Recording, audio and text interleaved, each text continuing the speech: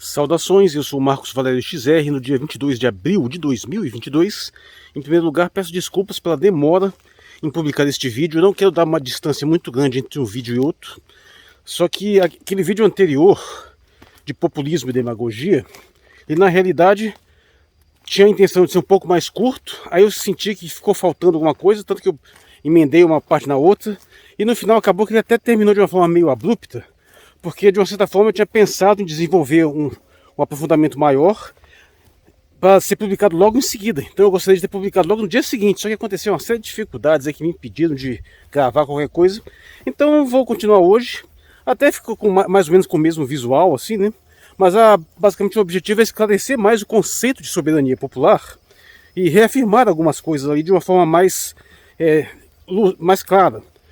Porque eu deixei bastante especificado que, sim, eu normalmente estou sintonizado com as opiniões da grande maioria populacional no que se refere a temas objetivamente populares.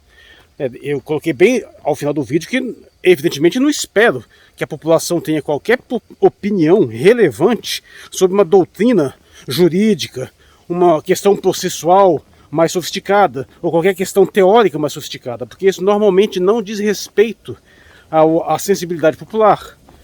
Obviamente, eu próprio, sendo um intelectual, tenho um certo grau de afastamento das massas. Só que a dimensão onde essas questões mais específicas, essas questões não populares operam, é fora do interesse direto e imediato das massas. O que eu me refiro é aos interesses concretos, aqueles que se traduzem efetivamente em pautas que realmente são caras à população, que são compreensíveis à população, pelo menos no seu resultado pragmático. Ela pode até não ter uma noção muito clara de meios e fins de como se processam determinadas coisas, mas o resultado concreto é auto-evidente. Para a gente ficar num exemplo bastante historicamente recente, vamos lembrar a doutrina do governo FHC, né, de que queria fazer o bolo crescer primeiro para depois dividir. Era a ideia de haver uma série de estímulos à economia do ponto de vista liberal, que fariam a economia crescer, e depois do crescimento iniciaria a redistribuição.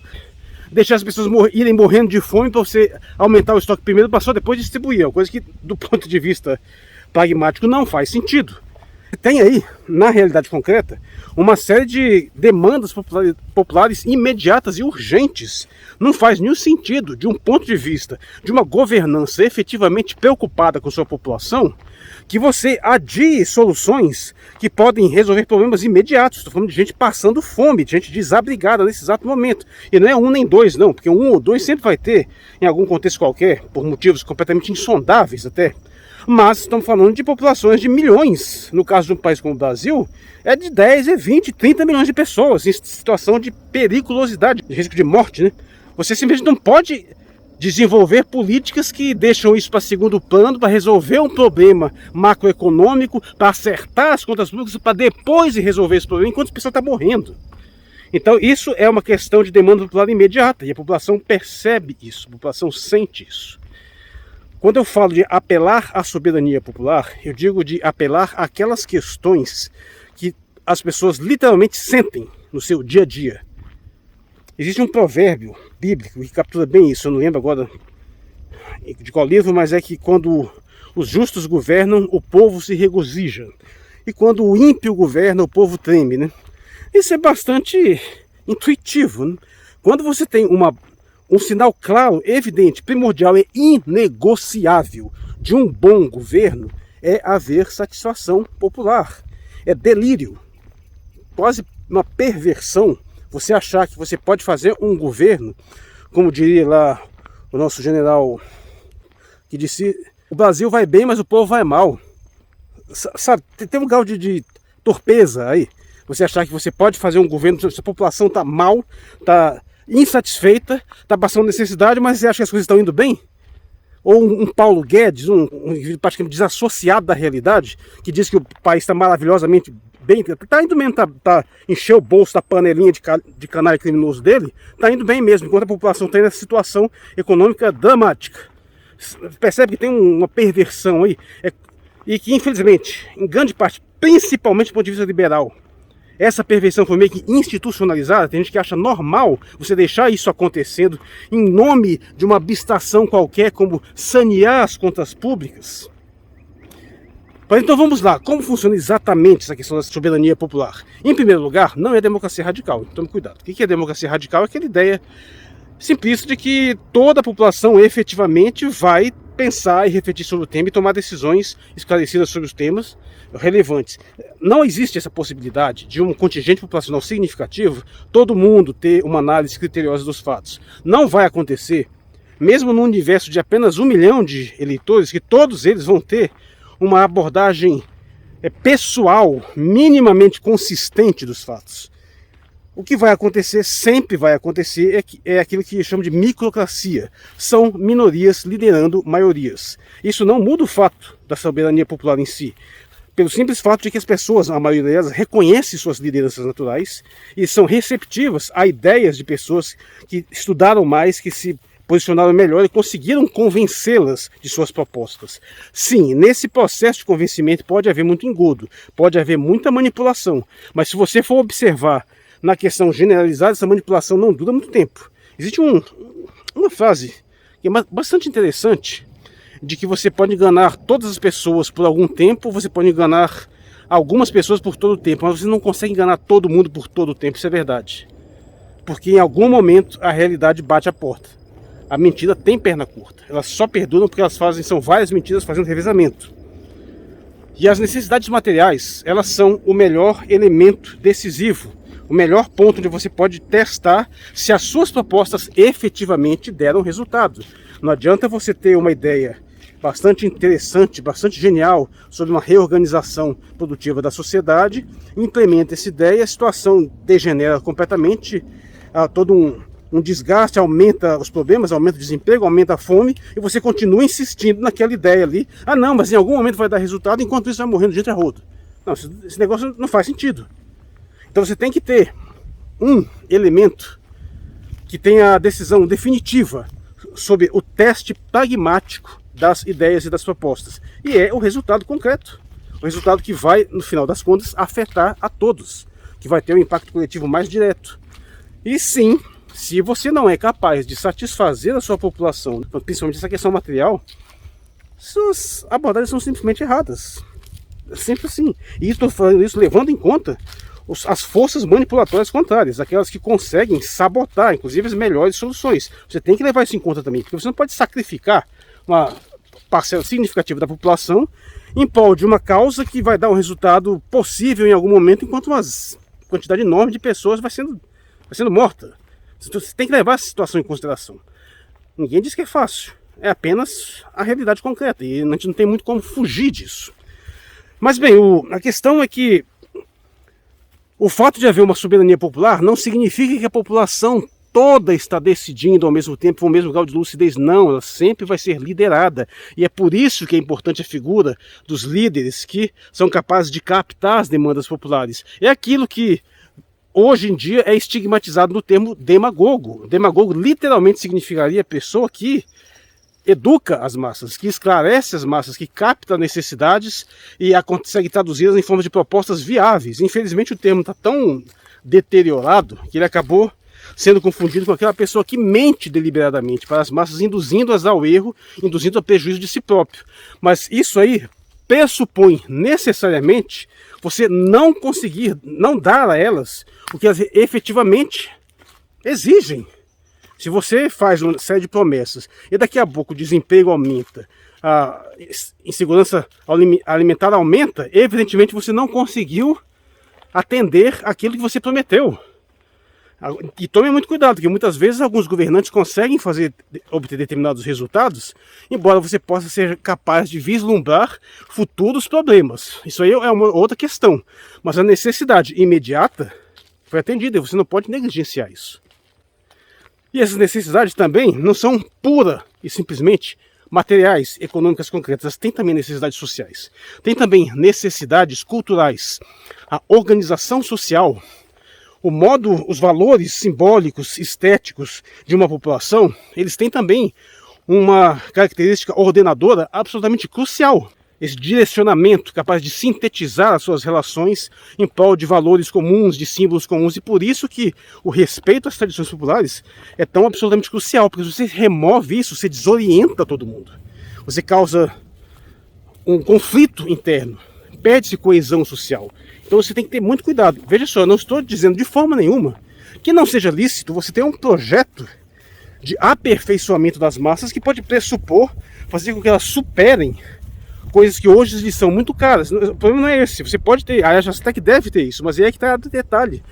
Para você conseguir fazer isso, você tem que ter um grau de identificação e de compreensão concreta da realidade que te permita não só diagnosticar devidamente o problema, oferecer uma solução verdadeiramente promissora, que as pessoas compreendam, em sua maioria, a necessidade dessa solução e você vai encaminhando elas nesse sentido.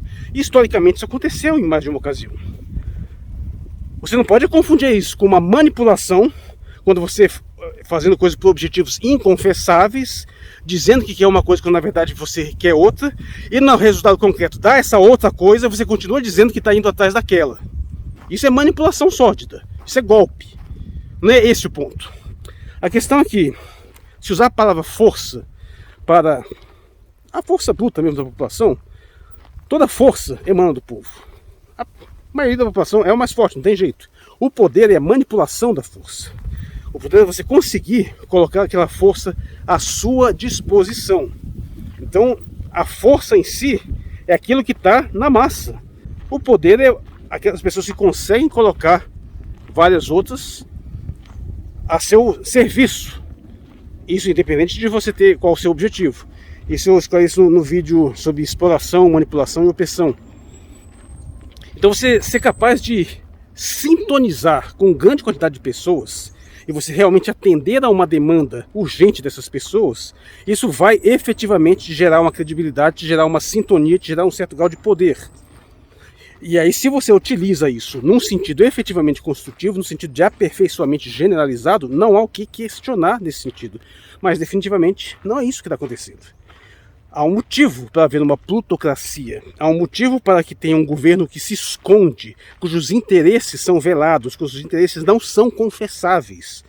As pautas que essas pessoas têm para oferecer, que são oferecidas pela população por meio de um poder fantoche estabelecido, que não é um poder orgânico efetivo, não é um poder populista.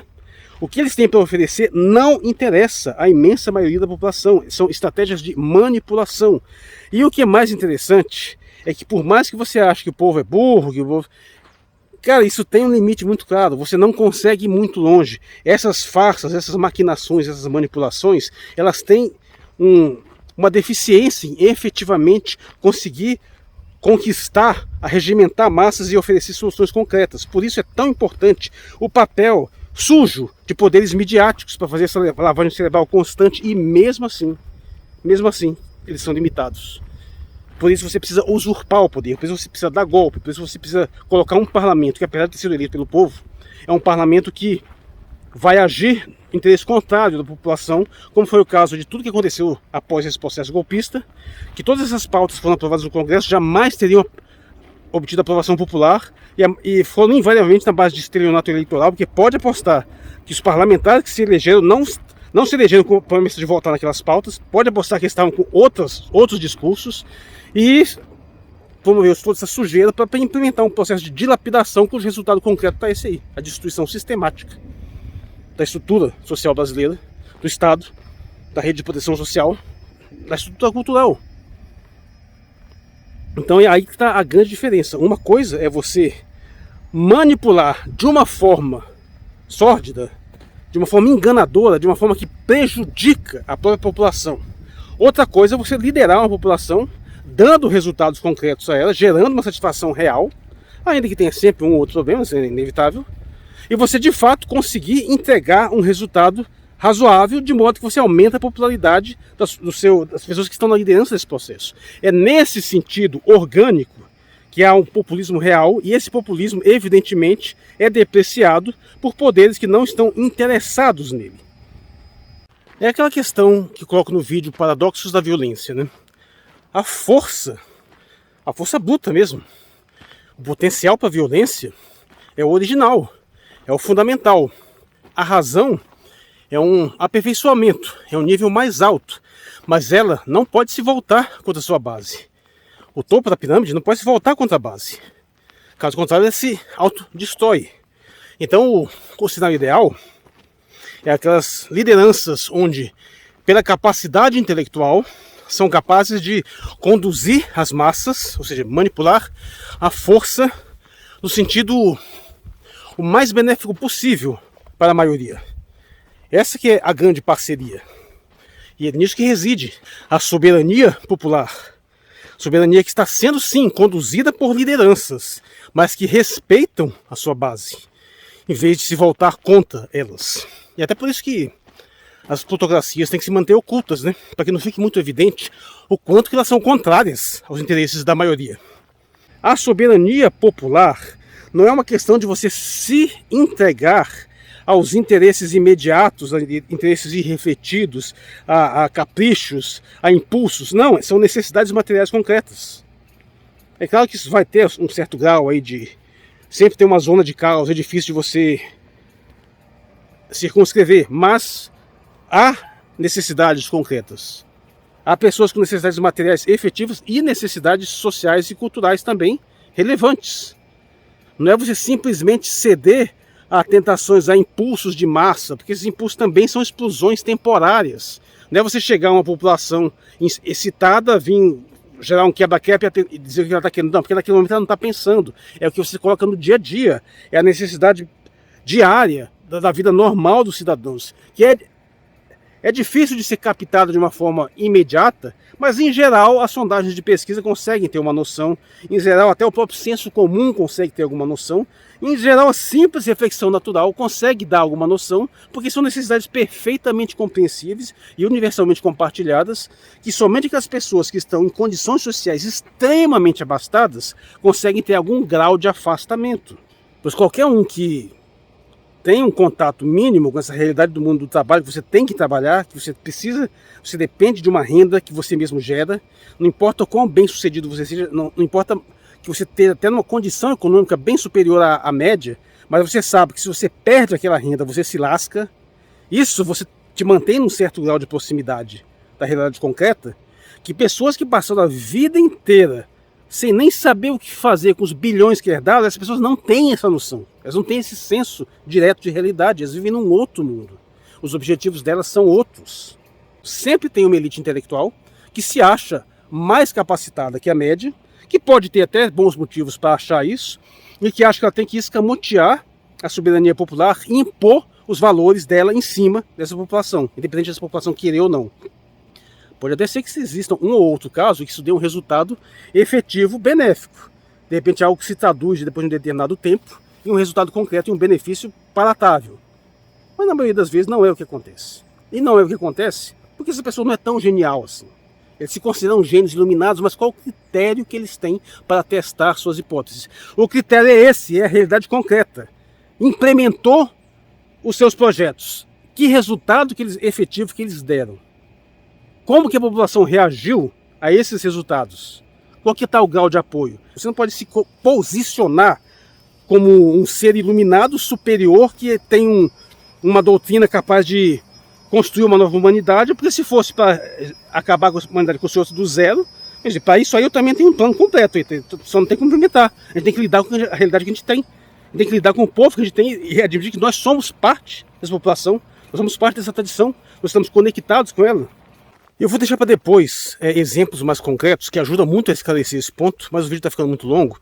E aí, nessa próxima oportunidade, talvez numa live, eu faça abordagens de questões como privatização, como reforma da Previdência, reforma trabalhista, bem como essa questão de liberação de aborto, essas pautas homossexualistas, racialistas, e testando quais aquelas que realmente têm algum respaldo popular ou não, quais aquelas que são indiferentes, muitas delas a população realmente nem se importa tanto, mas isso fica para uma próxima oportunidade. Eu sou o Marcos Valente Zé, no dia 22 de abril de 2022. Muito obrigado por sua atenção.